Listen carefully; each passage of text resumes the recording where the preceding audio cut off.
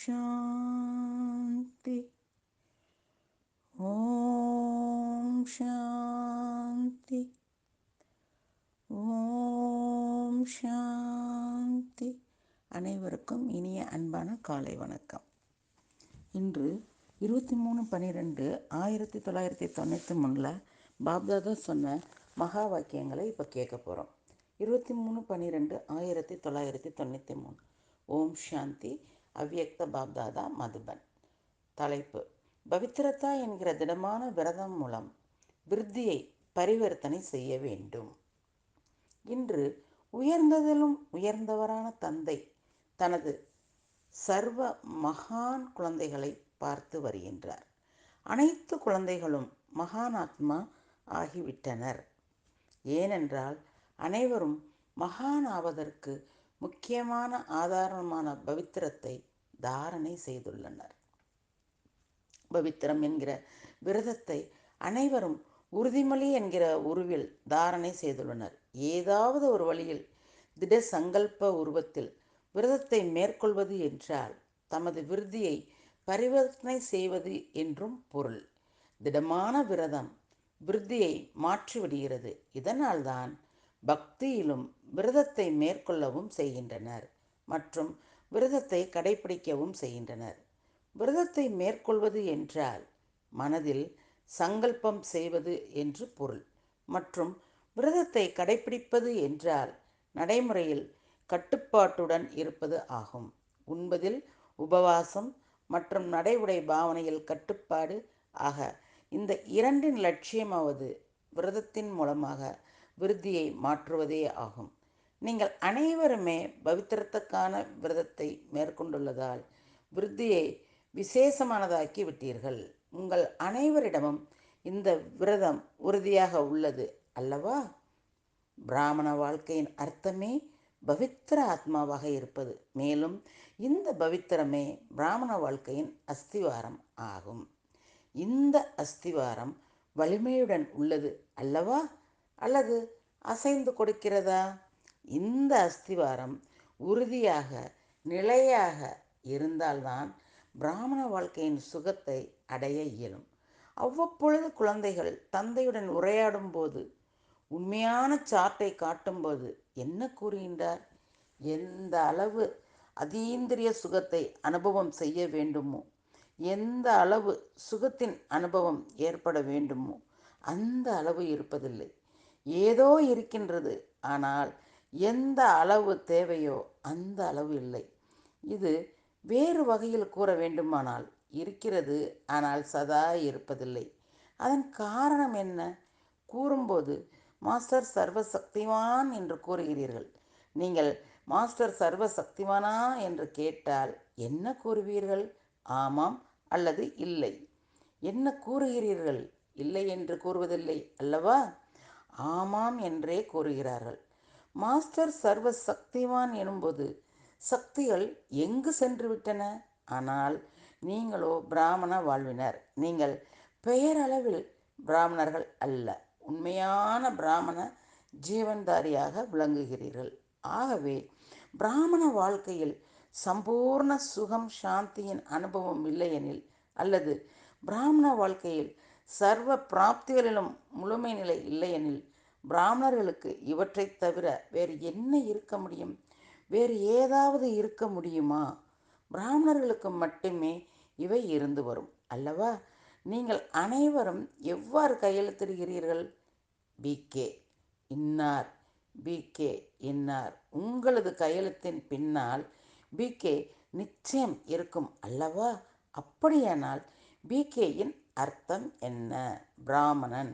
இதுவே பிராமணர்களின் மொழியாகும். இவ்வளவு அவ்வளவு என்ற வார்த்தை ஏன் தோன்றுகிறது? சுகம் மற்றும் சாந்திக்கு பிறவிகளிலிருந்தே பவித்திரம் ஆகும் என்று கூறுகிறீர்கள் அல்லவா? எப்பொழுதாவது அதீந்திரிய சுகம் மற்றும் முழுமையான அமைதியின் அனுபவம் குறைவாக இருந்தால் இதன் காரணமாவது பவித்திரத்தின் அஸ்திவாரம் பலவீனமானதாக உள்ளதாகும். பவித்திரம் என்றால் வெறும் பிரம்மச்சரிய விரதம் மட்டும் அல்ல. இந்த விரதமே உயர்ந்த விரதம் ஆகும். ஏனென்றால் இந்த பிரம்மச்சரிய விரதத்தை கடைபிடித்து வரும் இன்றைய மகா மகான் என்று கூறப்படுவரும் இதை கடைபிடிப்பது சுலபம் என்பது மட்டுமல்ல, அசம்பவமும் ஆகும் என்று கருதுகின்றனர்.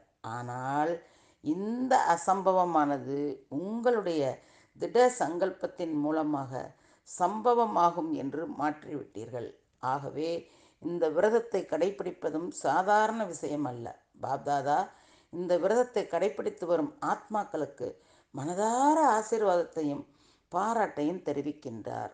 ஆனால் பாப்தாதா ஒவ்வொரு பிராமண குழந்தையையும் சம்பூர்ண மற்றும் முழுமையாக பார்க்க விரும்புகின்றார். இந்த முக்கியமான விரதத்தை வாழ்க்கையில் உங்களுடையதாக செய்துவிட்டீர்கள். அசம்பவத்தை சம்பவமாக சகஜமாக மாற்றிவிட்டீர்கள். ஆகவே முழு கல்பத்திலும் பவித்திரத்தை கடைபிடிப்பது உங்களுக்கு ஒரு பெரிய விஷயம் அல்ல. பவித்திரத்தாவின் பிரியமானவராகிய நீங்கள் அனைவரும் கற்பிப்பவர்கள் அல்லவா? பவித்திரத்தா என்றால் என்ன? உங்களிடம் யாராவது வினவினால், இந்த தலைப்பில் உரையாற்றும்படி வேண்டினால் அல்லது உரையாற்ற இயலுகிறது அல்லவா, அவ்வாறு உரையாற்ற இயலுகிறது அல்லவா, நல்ல முறையில் செய்ய இயலுகிறது அல்லவா, இவ்வாறு இதை உரையாற்ற முடிந்த போதிலும் ஏற்றுக்கொள்ளும் போது மற்றும் இவ்வளவு அவ்வளவு என்கிற வார்த்தை ஏன் வருகிறது? இந்த பவித்திரம் குறைவாக இருப்பதால் சுகம் சாந்தி சந்தியின் சக்தியின் சுகம் சாந்தி சக்தியின் அனுபவம் குறைந்து வருகிறது.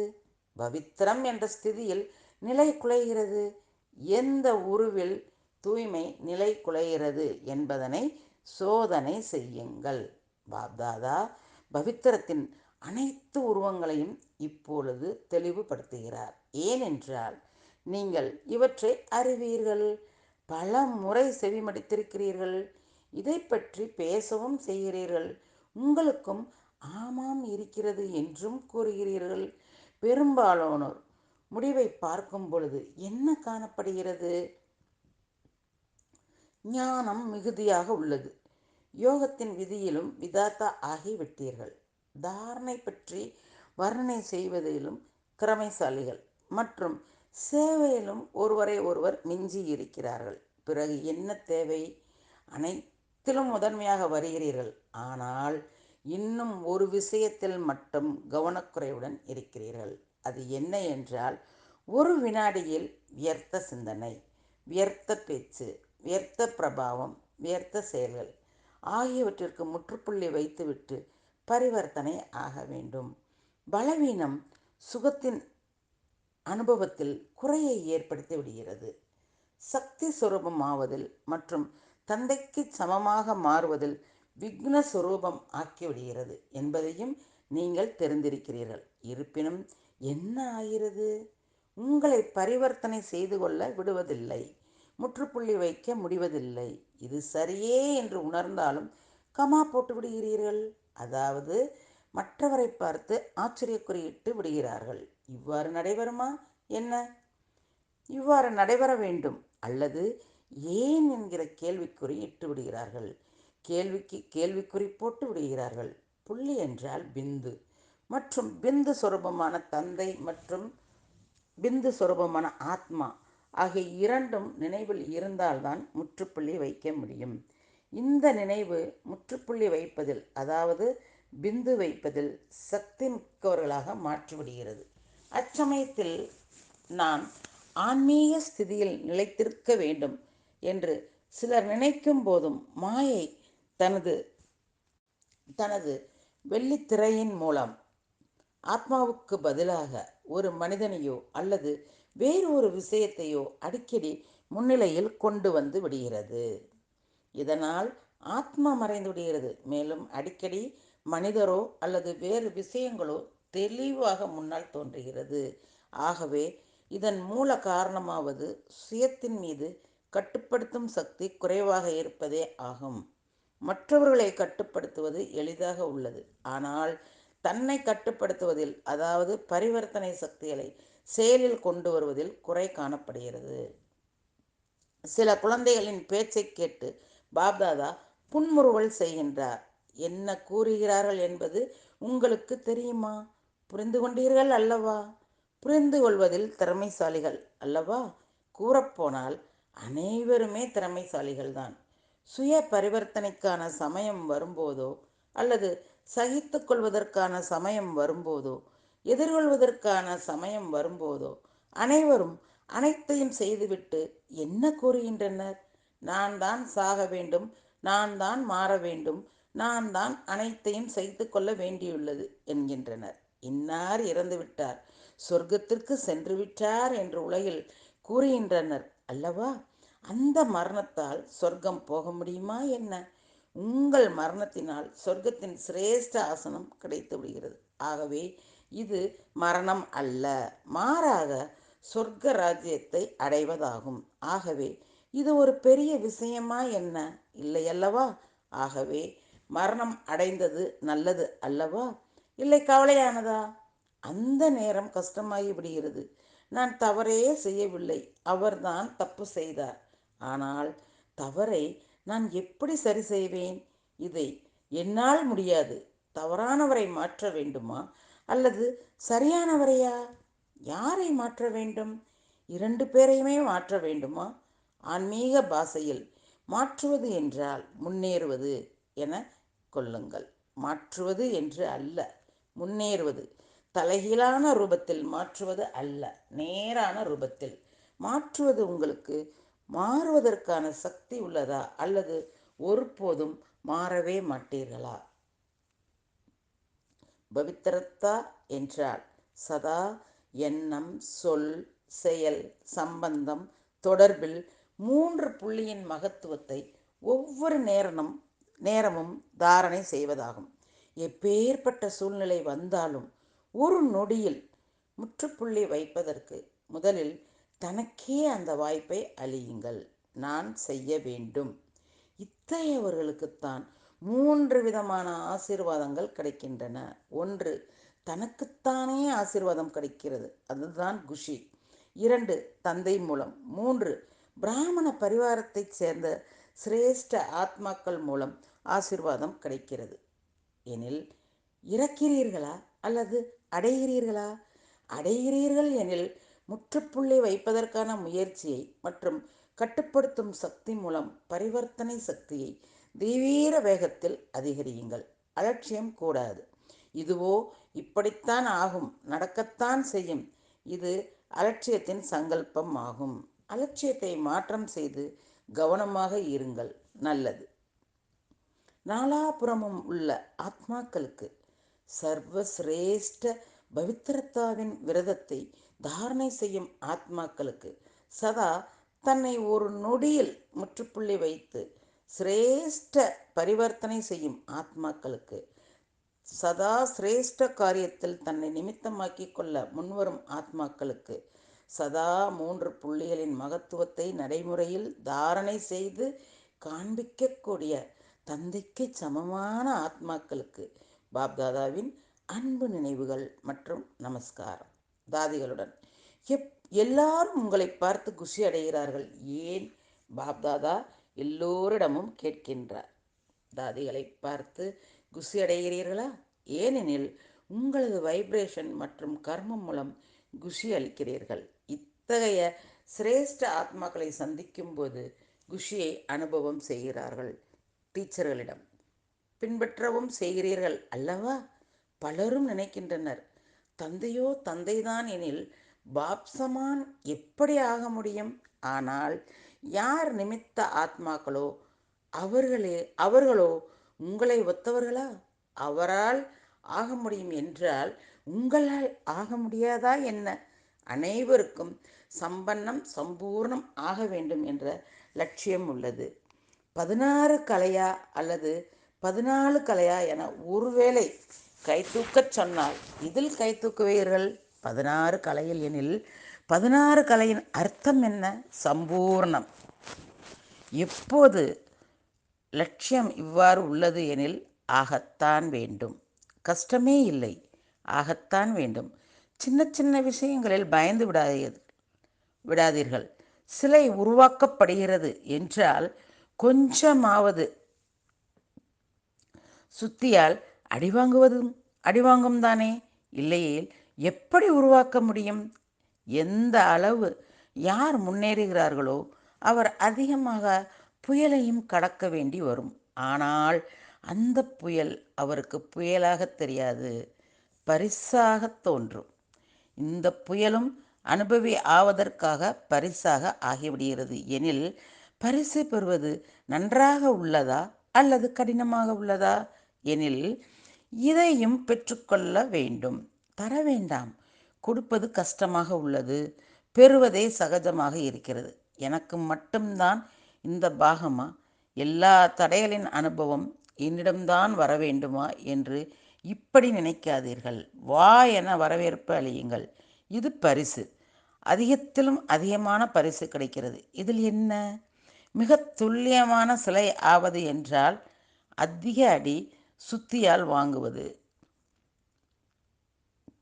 சுத்தியால் அடித்து அடித்துதான் சரி செய்கின்றனர். நீங்கள் அனுபவி ஆகிவிட்டீர்கள். எதுவும் புதிதல்ல, விளையாட்டாக தெரியும். பார்த்து கொண்டே இருங்கள், புன்சிரித்து கொண்டே இருங்கள், ஆசீர்வாதம் கொடுத்து கொண்டே இருங்கள்.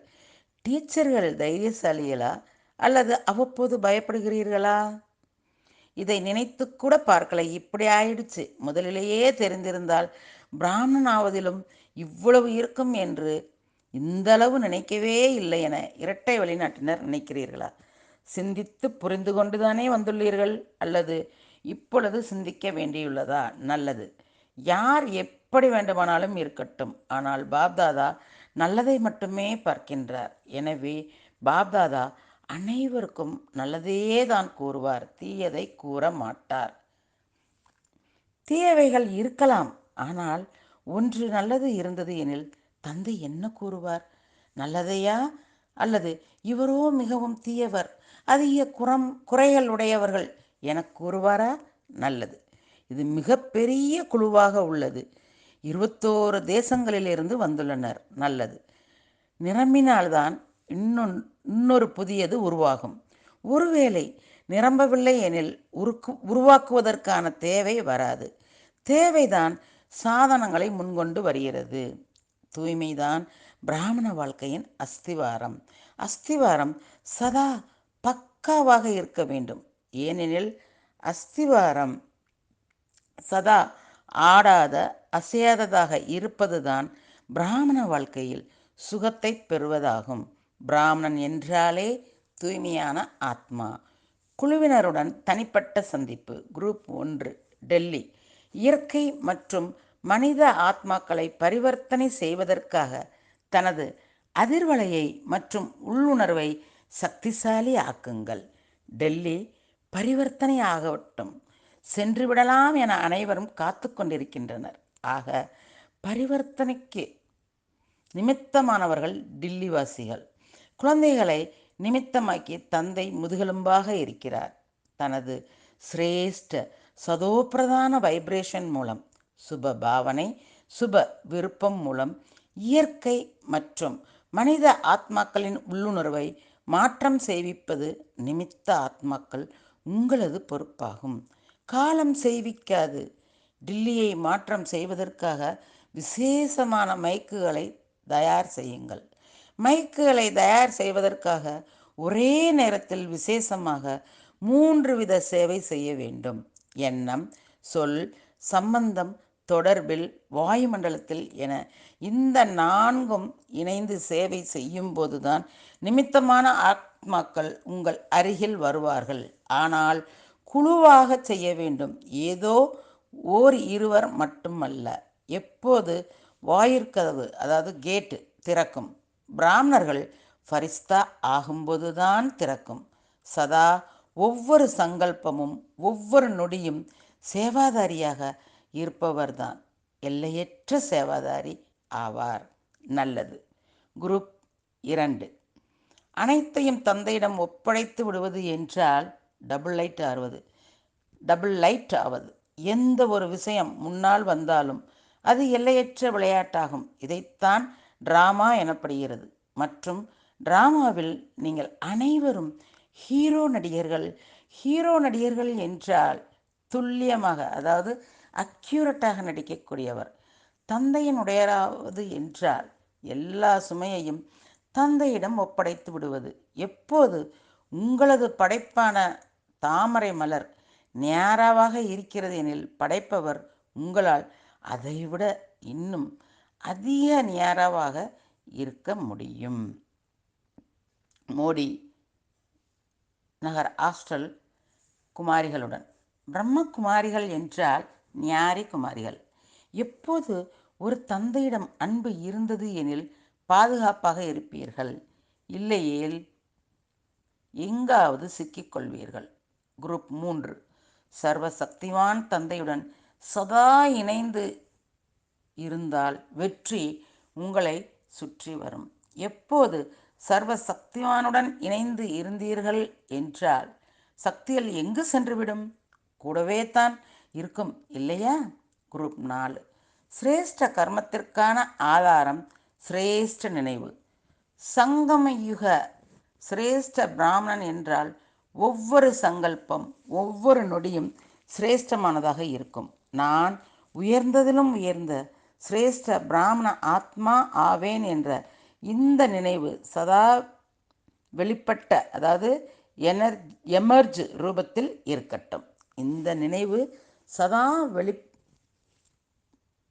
எமர்ஜ் ரூபத்தில் இருக்கட்டும். குலத்திற்கு ஏற்றபடி செயலும் இருக்கும். சிரேஷ்ட கர்மத்திற்கான ஆதாரம் சிரேஷ்ட நினைவு. நினைவு சிரேஷ்டமாக இருந்தால் கர்மமும் தானாகவே சிரேஷ்டமாக இருக்கும்.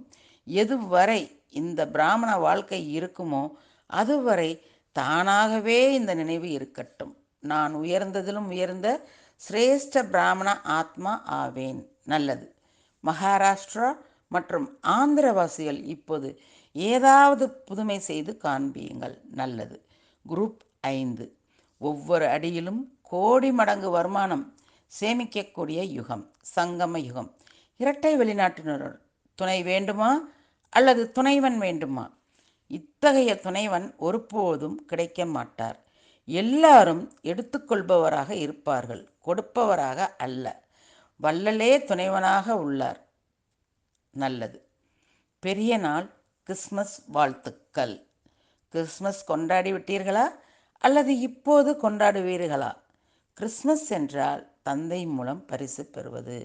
அவர் கிறிஸ்துமஸ் ஃபாதர், அதாவது தந்தை, மற்றும் இவர் காட் ஃபாதர் எனில் கிறிஸ்மஸ் ஃபாதர் என்ன தருகிறார்?